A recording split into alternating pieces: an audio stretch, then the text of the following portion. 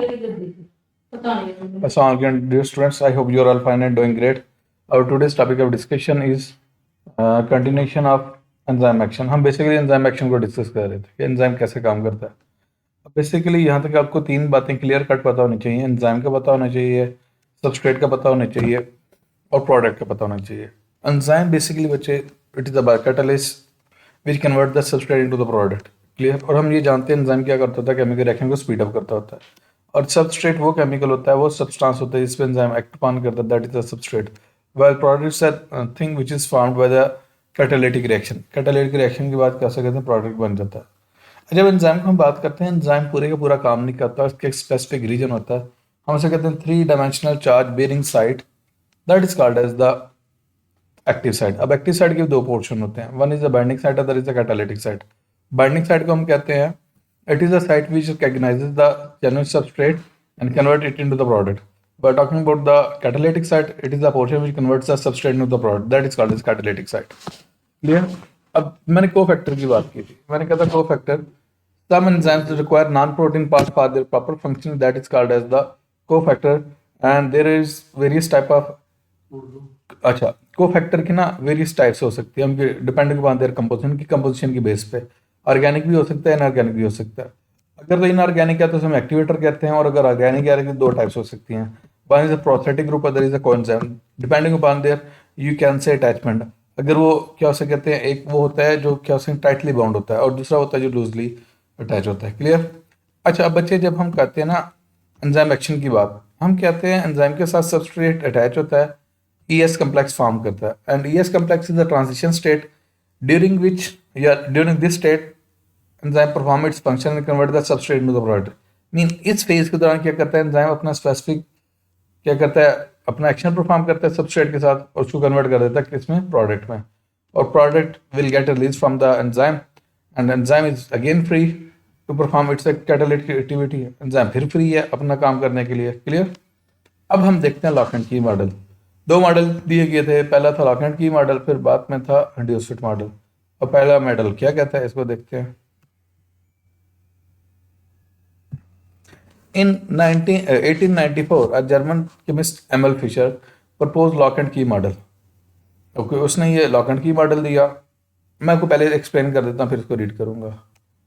मैं एक स्टेटमेंट दूंगा इंग्लिश में, उसको जरा फोकस कीजिएगा. As a specific key can open a specific lock, just like that a specific enzyme can convert the substrate into the product. जिस तरह एक स्पेसिफिक की एक खास किस्म की चाबी खास किस्म के लॉक को ओपन कर सकती है, उसी तरह एक स्पेसिफिक एंजाइम सबस्ट्रेट को प्रोडक्ट में कन्वर्ट कर सकता है. क्लियर. अच्छा इस मॉडल की एक स्पेसिफिसिटी याद रखिएगा. According to this model, active site is a rigid structure. There is no change in the shape of the active site before the reaction, during the reaction and after the chemical reaction. अब जो मैंने statement बोली सारी समझिएगा. मैंने इस model के according क्या है, एक्टिव साइट एक रिजिड स्ट्रक्चर है. रिएक्शन से पहले, रिएक्शन के दौरान, रिएक्शन के बाद इसकी शेप में कोई चेंज नहीं आती. क्लियर. ये मैंने बात की थी, और इसी को हम देखते हैं क्या कहता है बुक वाला. According to this model, as a specific key can open only a specific lock in the same manner a specific enzyme can transfer only one specific substrate into the product. Mean जिस तरह एक ही चाबी एक ही ताला open कर सकती है, उसी तरह अनलेस बंदा चोर ना हो वो कर लेगा ओपन. एनीवेज नेक्स्ट हम कहते हैं उसी तरह एक स्पेसिफिक एंजाइम क्या करेगा, स्पेसिफिक सबस्ट्रेट को प्रोडक्ट में कन्वर्ट कर देगा. क्लियर. और अब क्या कहते हैं, this model postulates that active site is a rigid structure and there is no modification और flexibility in it before, during और आफ्टर द एंजाइम एक्शन. अब इधर देखें, इस डायग्राम को देख लें जरा. ये एंजाइम है, ये उसकी एक्टिव साइट है. Well this one is the substrate. अब जैसे बच्चे सबस्ट्रेट आएगा इसके साथ अटैच हो रहा है. अच्छा इसमें याद रखिएगा the shape of the active site and shape of the substrate are complementary to each other. एक दूसरे के अकॉर्डिंग होगी. अकॉर्डिंग होंगी तो वो अटैच हो पाएगा, फिट हो पाएगा, अदरवाइज वो अटैच नहीं हो पाएगा, फिट ही नहीं हो पाएगा. ओके ये उसके साथ अटैच हो गया, एंजाइम सबस्ट्रेट कम्प्लेक्स बन गया, उसके बाद एंजाइम ने एक्ट किया, वो प्रोडक्ट में कन्वर्ट हो गया और प्रोडक्ट वहां से रिलीज हो गया. Clear. Next is the induced fit model. अच्छा साइंटिस्ट को ना बाद में पता चला यार तमाम के तमाम एंजाइम जो है ना इस मॉडल को फॉलो नहीं करते. फिर क्या हुआ, उन्होंने एक और मॉडल दिया, उस मॉडल को उन्होंने क्या दिया, इंड्यूस्ड फिट मॉडल. क्या नाम दिया? Induce fit model. ओके, अब इसको देखते हैं क्या सीन है। Latest studies did not support lock and key model in all reaction. उन्होंने कहा तमाम रिएक्शन में ये फॉलो नहीं होता। On the basis of new evidence in American biochemist Daniel Koshland, ये एक साइंटिस्ट है डैनियल कोचलैंड, 1958 में presented induce fit model. According to this model, अब इस मॉडल के अकॉर्डिंग क्या था? When a substrate combines with the binding site of an enzyme, it induces changes in enzyme structure. अब ये बात समझिएगा। इससे बाद में पता क्या चलते हैं, मैंने जिस तरह कह दिया था ना कि लॉक एंड की मॉडल के according active site rigid structure है, लेकिन रिड्यूस्ड मॉडल के according active site is flexible.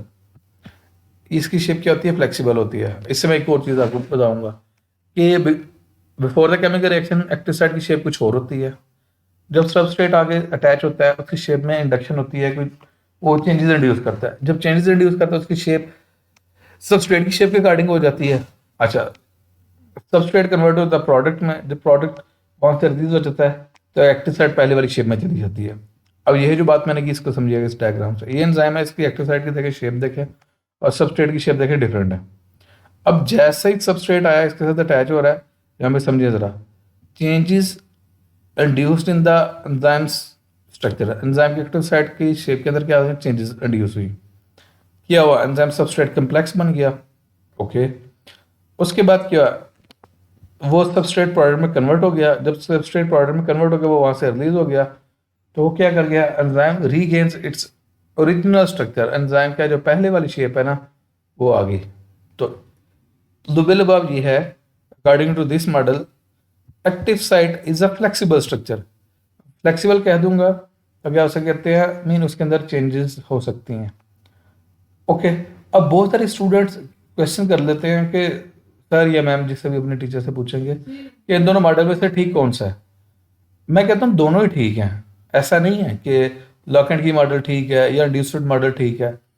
अब कुछ क्या उसे कहते हैं, enzymes lock and key model को फॉलो करते हैं और कुछ एंजाइम्स फॉलो करते हैं इंड्यूस्ड मॉडल को।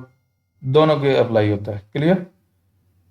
मैं दोबारा बोल देता हूँ, कुछ एंजाइम फॉलो करेंगे लॉक एंड की मॉडल को और कुछ फॉलो करेंगे इंड्यूस्ड मॉडल को। लेकिन मैं कहता हूँ जो ज्यादातर एंजाइम्स है ना, वो इंड्यूस्ड मॉडल को फॉलो करते हैं। एनीवेज देखते हैं। On the basis of new evidence and American biochemist Daniel Koshland 1958 presented induced model. Okay, ये इसने मॉडल दिया था। According to this model, when a substrate combines with the binding site of an enzyme, it induces changes in the enzyme structure. जैसे वो उसके साथ attach होगा तो उसकी शेप के अंदर क्या आ जाएगी? चेंजेस आ जाएंगी। किसकी शेप के अंदर? एंजाइम के स्ट्रक्चर के अंदर, उसकी शेप के अंदर। These changes enable the enzyme to perform its catalytic activity more effectively. और ये वाली चेंजेस क्या करती हैं? एंजाइम के अंदर ज़्यादा बेहतर तरीके से जो चेंजेस आती हैं, एंजाइम इस काबिल हो जाता है वो अपने काम बेहतर तरीके से परफॉर्म कर सके। Clear? This model postulates that active site is not a rigid structure. तो वही बात होगी कि इस मॉडल अकॉर्डिंग हमें ये पता चलता है एक्टिव साइट रिजिड स्ट्रक्चर नहीं है and is capable of going under modifications. उसके अंदर मॉडिफिकेशन आती है because it is flexible. Okay, before the enzyme action catalytic starts, catalysis starts. Clear है बच्चे? ये मैं मॉडल आपको एक्सप्लेन कर चुका हूँ यहाँ। अच्छा, ये ना अक्सर लॉन्ग क्वेश्चन आ जाता है, right A detail note on enzyme action.